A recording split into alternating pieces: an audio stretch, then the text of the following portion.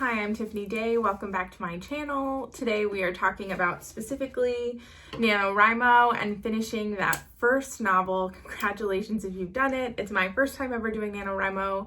Like I've said in my previous videos, I'm a painter normally, and so this is my first time kind of entering into that foray of writing and the author world. And so I wanted to share some of the things that I've found really valuable. So first things first is that I have written a short story. That was my intro into the writing world. And so I wrote that and I published it on Amazon. So one moment. Okay, so I've written a short story. This is called Suppressing Magic. I wrote it about a year ago now. And I decided that I wanted to learn about the entire publishing process and that I wanted to do basically a proof of concept, because coming from the art world, the writing world really seemed intimidating. So I wanted to prove to myself that I could do it, and I wanted to have a practice run. And so this is just a quick short story. It's 20 pages. I can't imagine it's that many words, maybe 20,000 tops, probably less than that. And yes, so I've written it. I painted this painting, this one too. And so I just, that's Louis. Anyway, so I needed to do this to prove to myself that I could write a book. And so I did, and then I did. So this one is obviously going to take quite a lot longer. That one took me about 4 months start to finish. And honestly, it is quite rough. I only had one person read through it. I really didn't understand the entire process of having people properly edit your work. And so while it is a sweet little story, it's definitely not nearly as rigorous a process as this is going to be. And I do know that. So because National Novel Writing Month just finished like today, I'm not going to actually be doing any of this. This is all my prep that I did in continuation of finishing the draft. And so this is just how I sort of got into the process and what I'm going to be doing next, because the big question is I wrote a novel, but now what? And that's how I'm feeling. So this is what I'm going to do. And again, I am totally a newbie. So I'm very happy to be experimenting, maybe so that you don't have to. And I will let you know what is working and what is not working. So, okay, first things first is that I was recommended this book by Lisa Cron, The Story Genius. I know that there are a lot of people that really dislike this book because they find that it's particularly preachy, or it just really implies that there's only one way to be a proper writer, and it is this way. I don't have a lot of those feelings because I'm so new, and so the information that this craft book gave me, and it is absolutely a craft book that talks about the process of writing and preparing more for a novel, then, it gets the actual writing part of the novel. But a lot of this is about pre-writing and the work that you need to do with your characters before you even get into the writing process, so that you really understand what your story is about. And so in a nutshell, the entire process is about story versus plot. Story versus plot. That is what this book is about. And it's basically just saying that it's like an entirely character-focused way of approaching stories, that the thing that really hooks readers is that your story is the part of the book in which your character changes, or it's like commonly known as a character arc, but in which they have a misbelief that they are unable to fulfill themselves in some particular way because something is standing in their way. And then they realize that, and this is an internal thing that's standing in their way, and then they realize that over time that actually isn't true, and the change that they do or do not make. That's really an oversimplification. This book really spells it out over and over again. And again, some people were really uncomfortable with that repetition, but because I was so new, it was really helpful for really getting that cemented in my brain. And I have to tell you that I am starting to play out with plots of new books, and I have returned to it for a second time for those pre-writing process, kind of just playing around with the future ideas. And so yeah, it helped me write my first novel. I wrote my first novel in 6 weeks, and this helped me to do that. And from what I understand, that is not very common in terms of ease. But like I said in a previous video, I'm a painter and I come to it with 10 years of experience of like sitting down and focusing on something. And so I think that really has helped a lot. So I don't attribute everything to the story genius, but I do attribute a great deal. So that's like where I started. And so I had a lot of information in terms of backstory and understanding of my characters, and really where I knew exactly where the plot was going to start because of the next piece of advice that the story genius gave. So after I did all of that pre-writing and sort of very much understood exactly the moment that the novel was going to start, I did something that was quite elaborate, and I made scene cards. I had never heard of these before in terms of outlining, and so I can show you a little bit closer. I might do a digital version of this as well so that you can see, but it's basically explaining what happens in each scene. I realize that if any of you are discovery writers, this might seem terrible, and so please feel free to just totally ignore this part. But when it came to me, an organization of this first idea, it was very helpful because I did try to write this novel a year ago. I realize that I've been saying it's my first time ever writing a novel. So I did try to write a novel a year ago, in full honesty. It was this same story kind of, but I actually didn't plan at all. I just tried to pants it and, or discovery write it, as some people would say. And it kind of went terribly because I wrote a lot of scenes about them like walking down hallways and not doing anything. So it was probably about 12,000 words of them just kind of doing nothing.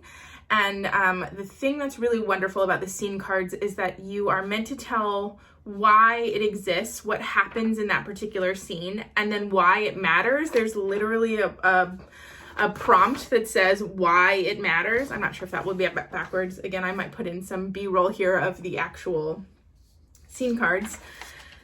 But basically, it's asking why it matters and then what realization that your character will have within that scene after what has happened happens. And so something happens, your character reacts to it, then you say why it matters specifically to them. So based on their internal conflict of like, why does it hit them particularly hard? And why is it difficult for them to overcome that thing? And then the realization and how they've changed because of that new information. And so if each scene is this powerful, it feels like they're all very important, right? That each scene will have at least this basis of things, and then some of them will layer in subplots and be even more complicated than that. But that just really means that each scene is doing a lot of work, and so you don't have a lot of scenes. Ideally, I have to reread the draft in a month, but ideally I won't have a lot of scenes that are just totally a waste and have to be totally cut.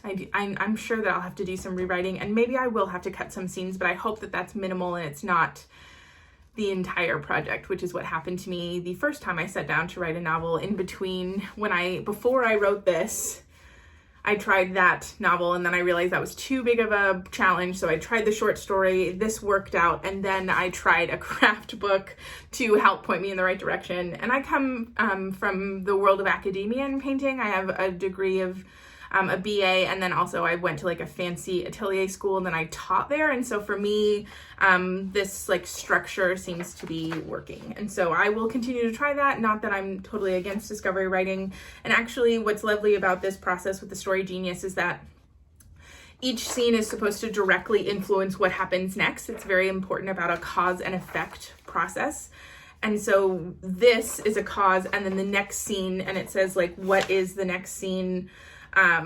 What new question will the next, has this scene posed that the next scene will answer? And so that you're always sort of leaving questions for the reader, but then answering them. And then you're also really just having a really logical progression through the story, so that this happens, so this happens, and so this happens, and so this happens, instead of and then the story can kind of feel really disconnected from what I understand.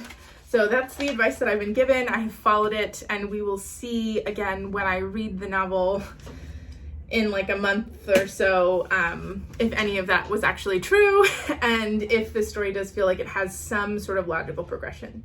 So that was the main bit of how I prepped. So you don't write, her advice is not to write all of the scene cards in advance. The actual advice is to write first moment, write that scene card. Then the aha moment in which the character is realizing that their misbelief might not be true, and so they're, come to terms with that moment, the actual progress of them changing, and write that scene. And so it's the two that are your anchors, because after that you have your sort of wrap up, your main climax moment, and then like your denouement, or your tying up of all loose strings. But you write your anchors, your two bookends of the story, and then you sort of start to logically march your way through. And so she suggests to write those scenes, then write out your next 5 scene cards, so your first beginning of your act 1, and just see where it starts to go. And then you write your scene cards as you're writing. So it is, in a way, a combination of outlining and discovery writing, because you do have a really solid direction that you're heading with this story, but you are writing your scene cards kind of on the fly. And so you need to put your scene cards through the test of, does this actually matter to the story? And that's, again, an outlining aspect. But it's not necessarily that these are set in stone, that she encourages you to write a lot of different types of scene cards for what could happen next. And then you just sort of literally put the ones that are not serving the story in a random scene cards folder in Scrivener. That was one of the suggestions that she had in terms of writing aids, and that is kind of a nice segue. I suppose I'm done with scene cards. The program that I used to write this project was Scrivener, and I really, really am very fond of it. I had the ability to create scenes for every single for every single moment in the book, and I haven't divided them up into chapters yet, actually. I don't know how I'm going to do that. That's going to be like a later problem. For now, I'm just keeping them as scenes, because in my printout that I've done of my manuscript, I have a scene card and then the actual the actual pages of the scene, and they line up together. And so while I'm going through and editing, I can kind of make changes to the chapter, I keep saying that, to the scene itself, and then I will make changes to the cards as well. And so at the end, I can kind of look through the cards and have a really complete understanding of what's happening in the story. And from there, I'll start to make my developmental edits. So moving on to actual editing, just to show you, I've got my scene cards in the front here, so one for every scene. And then I actually have divided this up so that each scene, has its own little tab here, so that I'm keeping track in the process. And then at the end, what I've done is I have gone through, and this was right as I was writing the project, I was really keeping in mind things that I knew that were inconsistent right away. And so some of the things that were, that like if I invented something that needed to be foreshadowed earlier, I would leave myself a note. And I specifically made a folder within Scrivener, a file within Scrivener that said things to fix. I'm sure that that's backwards and really not helpful, but it says things to fix.